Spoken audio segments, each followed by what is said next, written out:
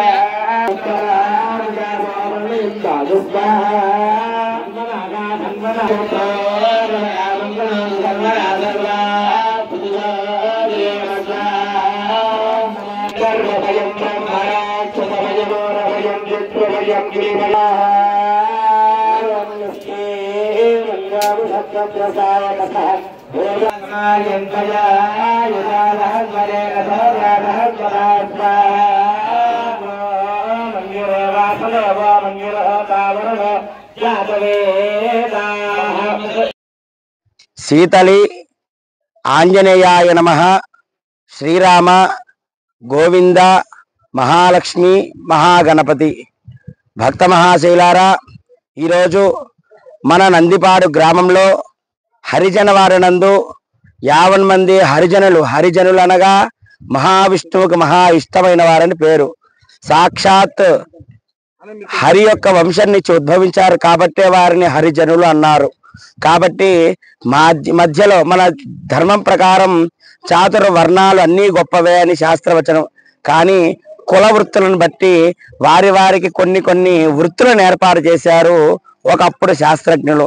దానిని మధ్యలో కొంతమంది ఛాందసవాదుల వలన వారు అనేకమైనటువంటి ఇబ్బందులు పెట్టి కొంతమందిని ధర్మం నుంచి చాలా దూరం చేశారు, హిందూ ధర్మం నుంచి.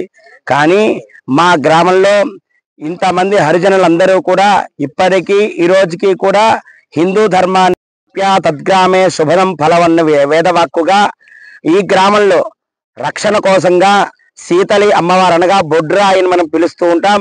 ఆ అమ్మవారి స్థాపితం చేస్తున్నారు, ఆంజనేయ స్వామి వారి స్థాపితం చేస్తున్నాం. కాబట్టి ప్రతిష్టా మహోత్సవం 3 రోజుల పాటు కఠినమైన దీక్షతో దీక్షాధారణ చేసి ఇట్లా ప్రతిష్టా కార్యక్రమం నిన్న ఉదయం ప్రారంభమైనది. రేపు అనగా 17వ తేదీ ఆదివారం ఉదయము 7:30 నుండి 8 గంటల మధ్య స్వామివారి అమ్మవార్ల యొక్క విగ్రహ ప్రతిష్టా ముహూర్తం ఆసన్నమవుతుంది. కాబట్టి యంత్రస్థాపన, బింబస్థాపన, కుంభాభిషేకాలు, కుంభ దర్శనాలు, మహాకుంభము, పూర్ణాహుతి ఇత్యాది కార్యక్రమాలు రేపు ఉదయమునే 5 గంటల నుండి ప్రారంభమవుతున్నాయి. తదనంతరం ఈ ప్రతిష్టా మహోత్సవానికి 50 మంది కులాలకు అతీతంగా, భగవంతుడికి కులం లేదని ఎప్పుడో వేరే చెప్పింది, అట్లా కులాలకు అతీతముగా, వర్ణాలకు అతీతముగా, వర్గాలకు అతీతముగా, మతాలకు అతీతముగా. ఎందుకంటే భగవంతుడు ఎక్కడ ఉన్నారు కానీ ఏ రూపంలో ఉన్నాయని ఎవరు చెప్పలేదు.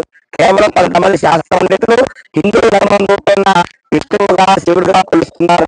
కొంతమంది కొన్ని రకాలుగా జీసస్ గా కొలుస్తున్నారు, కొంతమంది అల్లాగా కొలుస్తున్నారు. కాబట్టి దేవుడికి రూపం ఉన్నది, చూసిన వారు ఎవరు కూడా లేదు. కాబట్టి ఇటువంటి అపురూపమైన కార్యక్రమాన్ని యద్భూమి, ఈ భూమి పైన మనందరము కూడా భగవత్ నీడలో బతకాలి. కాబట్టి 50 మంది ఒక్కొక్కరు ఒక్కొక్క చెట్టు కింద బతికినట్టుగా మనము హిందూ ధర్మంలో బతుకుతున్నాం. అలా కొంతమంది కొన్ని ధర్మాల్లో బతకాలి.